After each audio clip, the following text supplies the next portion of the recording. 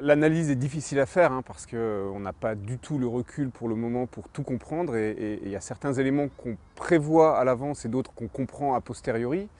Tout a commencé bien sûr avec le séisme et le tsunami. C'est important de ne pas le perdre de vue parce que ça a des conséquences, y compris aujourd'hui, en termes de moyens de secours, de possibilités d'acheminer des secours et à l'inverse de possibilités d'évacuer les populations sur des zones plus étendues que ce qui a été décidé jusqu'à présent par les autorités japonaises.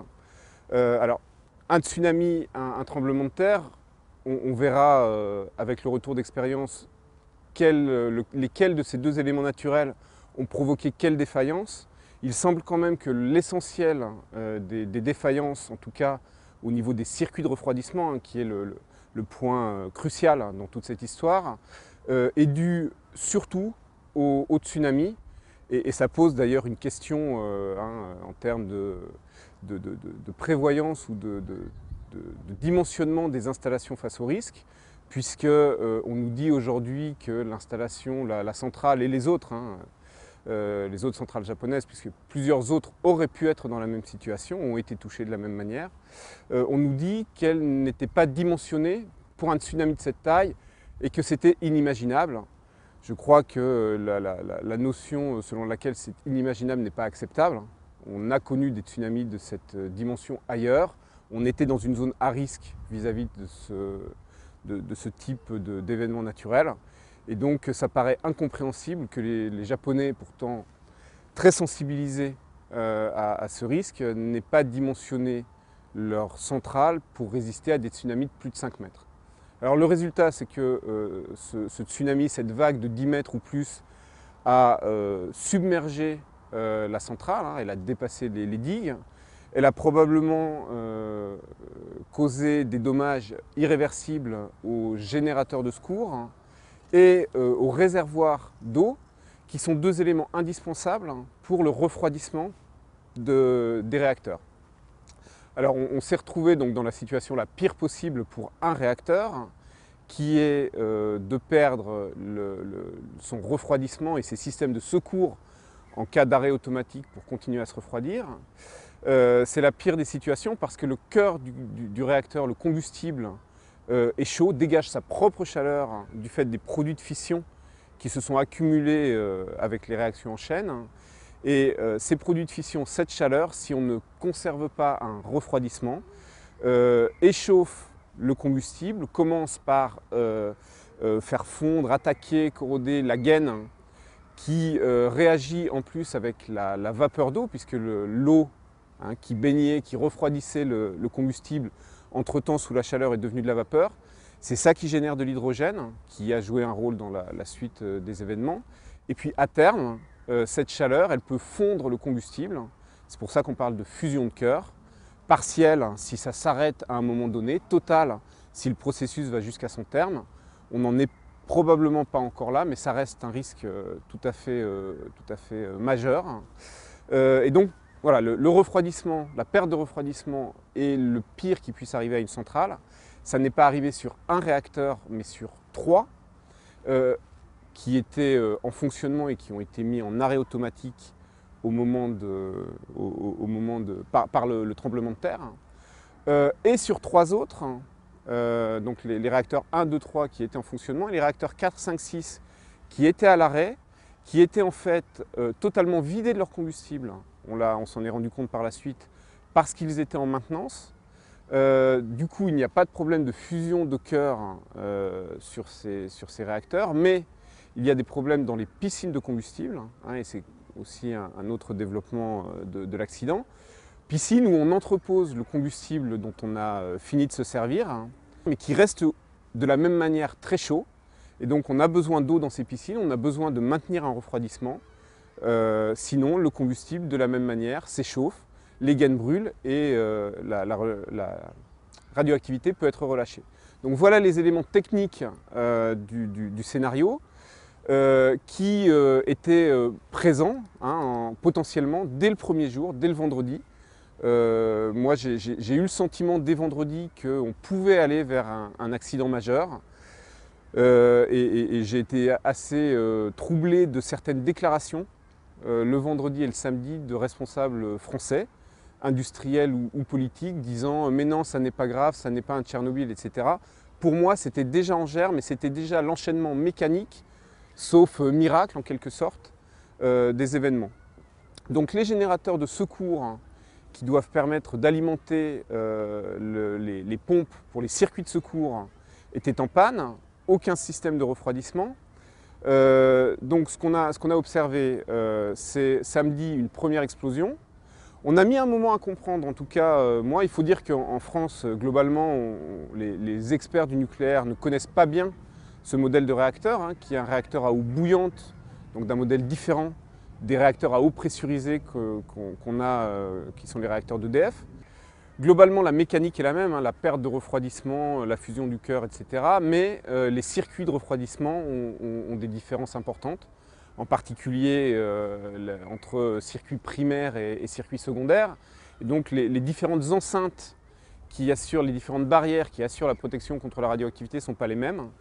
Alors ce qui a surpris, je pense, un certain nombre de spécialistes en France, le samedi, c'est l'annonce qu'il y avait eu à la fois une explosion d'hydrogène et que l'enceinte du réacteur n'était pas affectée. Pourquoi c'était une surprise? Parce que cet hydrogène, en fait, il se forme à l'intérieur de la cuve par l'interaction entre les gaines combustibles et la vapeur d'eau qui, une fois que l'eau s'est échauffée, et donc cet hydrogène, a priori, se forme à l'intérieur de la cuve qui est à l'intérieur de l'enceinte. Ça paraissait incompréhensible qu'il ait explosé et que l'enceinte soit intacte.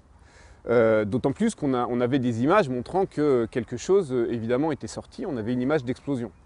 Alors en fait, les réacteurs japonais, enfin ce modèle de réacteur qui est en fait un modèle américain, hein, à l'origine, qui a été conçu à la fin des années 60, ont sous la cuve du réacteur un grand réservoir de forme torique en anneau qui est rempli à moitié d'eau et qui sert en fait à la fois pour les systèmes de secours comme réserve d'eau pour en réinjecter, mais surtout pour dépressuriser la cuve du réacteur. C'est-à-dire que le premier risque lorsque l'eau s'échauffe et forme de la vapeur, c'est que la pression augmente et que cette pression conduise à une rupture de la cuve et donc de cette enceinte.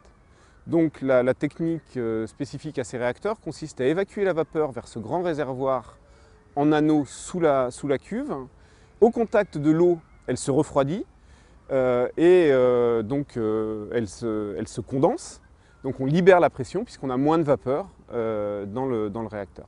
Cette spécificité est importante parce qu'en fait, dès les années 70, les Américains se sont rendus compte que cet anneau n'était pas suffisamment grand, n'avait pas un volume suffisant pour relâcher toute la pression. Et donc des systèmes ont été mis en place, y compris sur les réacteurs japonais, pour relâcher cette vapeur directement dans l'enceinte supérieure, donc la partie métallique, hein, qui n'est pas l'enceinte en béton du réacteur. Et c'est ce que les Japonais ont fait. Ça veut dire incidemment que cette vapeur est beaucoup moins filtrée que lorsqu'elle sort par le mécanisme normal. Donc elle était beaucoup plus chargée en radioactivité dès samedi. Et l'explosion, c'est cet hydrogène qui s'est accumulé dans la partie métallique jusqu'au point d'une explosion spontanée ou peut-être provoquée, mais a priori spontanée, de l'hydrogène. Donc ce premier événement a déjà relâché des quantités importantes de radioactivité. On était déjà dès ce moment-là dans une situation supérieure à l'accident de 3 Mile Island qui fait référence, où il y avait eu peu de relâchement de radioactivité. La même situation s'est produite le lundi sur le réacteur numéro 3. A priori, les mêmes enchaînements donnant les mêmes conséquences. On s'est rendu compte, quand on a compris le mécanisme, qu'il y avait un deuxième problème qui se posait parce que l'enceinte en béton est intacte, mais l'enceinte métallique au-dessus a sauté et au-dessus de cette enceinte béton, il y a les piscines de refroidissement du combustible. Donc en fait, sur le réacteur numéro 1 et sur le réacteur numéro 3, on a deux piscines qui sont probablement en partie volatilisées par les explosions, où le combustible n'est probablement plus complètement refroidi et risque donc de s'enflammer et de relâcher toute sa radioactivité. Donc ça, c'est une situation extrêmement grave sur les deux piscines des réacteurs numéro 1 et numéro 3. Il y a les problèmes de fusion de cœur qui sont en cours sur les trois réacteurs et probablement plus avancés sur les 2 et 3 avec peut-être des enceintes de confinement qui ne sont plus intactes, donc des relâchements là aussi importants de radioactivité. La suite possible de ces fusions de cœur, c'est un percement de la cuve par ce qu'on appelle le corium, donc le cœur fondu. Ce cœur peut tomber au fond de l'enceinte du réacteur. Et là, deux hypothèses. L'hypothèse la plus grave, c'est qu'il rencontre de l'eau dans des conditions qui génèrent une explosion très violente, qui ne serait pas de même nature que l'explosion de Tchernobyl, mais probablement qui pourrait être de même ampleur, donc avec là, de façon incontestable, le même type de conséquences. Autre hypothèse, s'il n'y a pas d'explosion, ce corium peut percer le fond de la cuve, c'est ce qu'on avait appelé à l'époque de Three Mile Island le syndrome chinois. Pourquoi? Parce que là aussi, les Américains se sont rendus compte dès le début des années 70 que le fond de cette cuve, dans ce réacteur qui a été conçu avant Three Mile Island, n'est pas suffisamment dimensionné pour résister à la chaleur du corium. Dernier élément, donc les piscines. On a un problème sur les piscines du réacteur numéro 1 et du réacteur numéro 3, mais on a aussi un problème majeur qui est peut-être la priorité au moment où on parle, avec la piscine du réacteur numéro 4.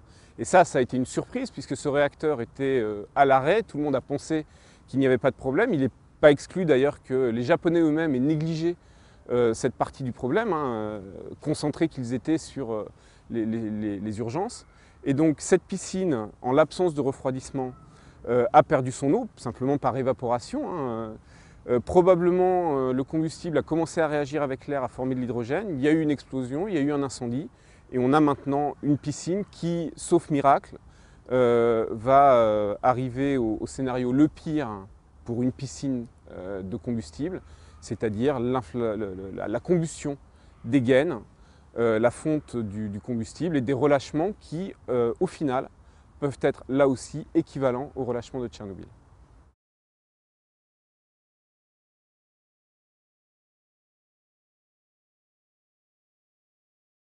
Il est beaucoup trop tôt pour dire quelles seront les conséquences sanitaires pour deux raisons.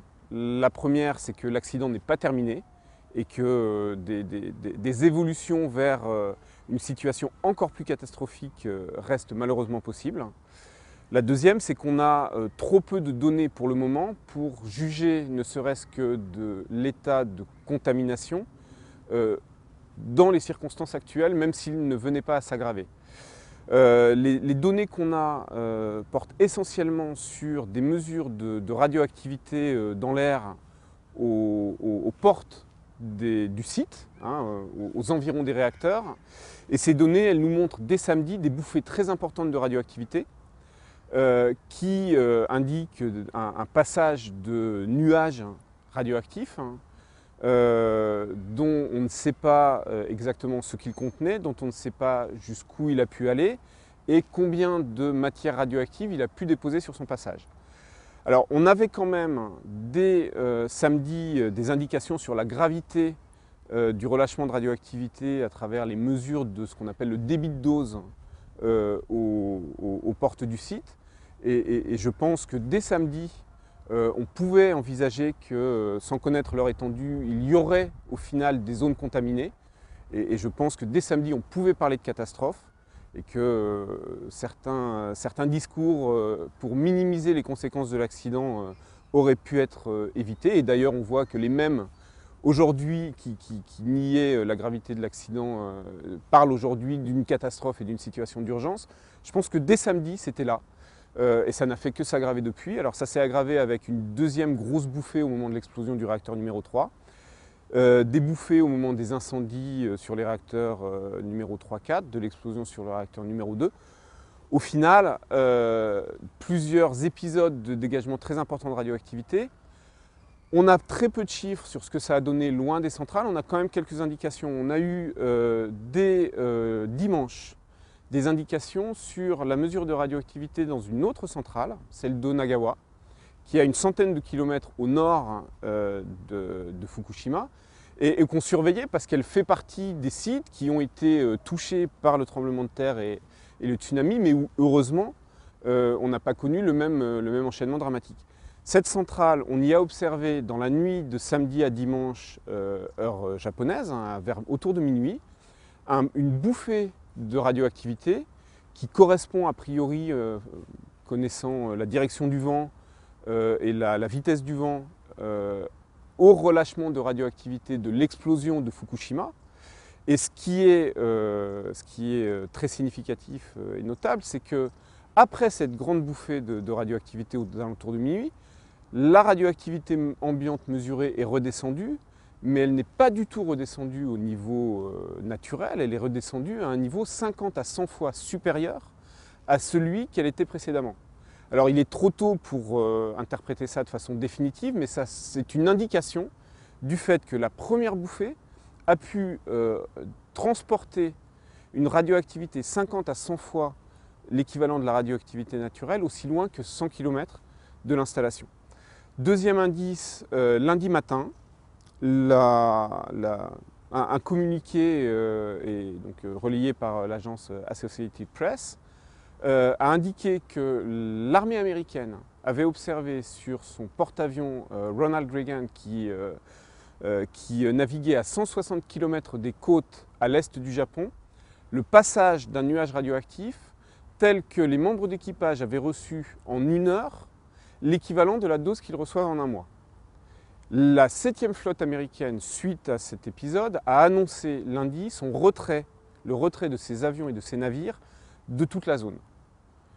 Donc on avait déjà des indications fortes que ces bouffées de radioactivité, sur lesquelles les autorités jouaient en disant « la radioactivité est montée mais elle est redescendue », oui forcément quand un nuage passe, si vous restez en un point fixe, vous mesurez un pic et puis ensuite ça va mieux, mais en réalité c'est aller déposer très loin.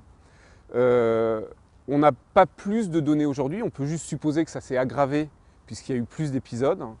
En particulier la situation sur le réacteur numéro 4 où on n'est plus dans une bouffée de relâchement de radioactivité mais dans un relâchement plus continu conduit probablement à plus de dispersion. Alors, les deux éléments qui manquent pour dire quelle sera la gravité au final de ces accidents, parce qu'il faut garder en mémoire que ce n'est pas un, mais 4 voire 5 accidents, puisqu'il y a un problème sur le réacteur numéro 5 qui n'est pas encore stabilisé au niveau de sa piscine. Les deux éléments qui manquent donc pour savoir quelle sera la gravité au final, c'est les épisodes qui peuvent subvenir qui peuvent advenir sur la centrale, qui seraient susceptibles d'augmenter le phénomène de dispersion. On sait qu'il y a énormément de relâchement sur le site lui-même. Ensuite, ce qui peut disperser, c'est des explosions, des incendies, éventuellement des secousses sismiques et leurs conséquences mécaniques. Donc voilà, tout ça peut encore arriver et pourra arriver d'ailleurs longtemps après l'accident parce que les piscines de combustible qui sont, après les explosions des enceintes métalliques à l'air libre, vont constituer un problème majeur tant qu'on n'aura pas construit, et ça semble extrêmement difficile à faire, tant qu'on n'aura pas construit un sarcophage au-dessus de l'installation. Donc les événements qui peuvent disperser, et puis deuxièmement, un point crucial, c'est la météo et les conditions à la fois de vent et de précipitation. Pour le moment, les conditions sont plutôt défavorables du point de vue précipitation puisqu'il y a de la pluie, voire de la neige. Et ça c'est susceptible de fixer au sol les particules qui sont relâchées. Plus vite elles sont fixées, forcément plus le résultat est concentré par rapport à une dispersion plus large. C'est défavorable sur la pluie ou la neige, c'est favorable jusqu'ici au niveau du vent qui souffle vers le Pacifique, vers le large. Si le vent venait à s'inverser et aller vers l'agglomération de Tokyo, qui est à quelques centaines de kilomètres avec 35 millions d'habitants, donc quelque chose d'impossible dans tous les cas à évacuer, là les conséquences pourraient être réellement dramatiques. Un dernier mot peut-être sur l'appréciation des conséquences par rapport à d'autres accidents. Alors les deux références d'accidents majeurs, hein, c'est l'accident de 3 Mile Island qui avait été classé 5 sur l'échelle INES, l'échelle internationale de classement des accidents et des incidents nucléaires. qui en compte 7. 7 étant l'accident le plus grave qu'on ait jamais connu jusqu'ici, qui était l'accident de Tchernobyl. Dans les premières heures, dans les premiers jours, les autorités ont semblé penser que ça serait de l'ordre de l'accident de 3 Mile Island. Les Japonais avaient même, dès samedi, classé le premier accident au niveau 4. On n'a pas de nouvelles de l'évolution de leur jugement sur cette question. Je pense que ça viendra évidemment plus tard. Il faudra d'ailleurs voir si on classe ça comme un accident ou plusieurs accidents, peut-être de chacun de niveau différent. En tout cas, c'est clairement depuis samedi ou lundi plus grave que 3 Mile Island, donc plus grave qu'un niveau 5, d'où l'idée que c'est au moins un niveau 6. Ça sera peut-être au final un niveau 7, voire certains parlent déjà de la nécessité de créer un niveau 7,5 ou 8.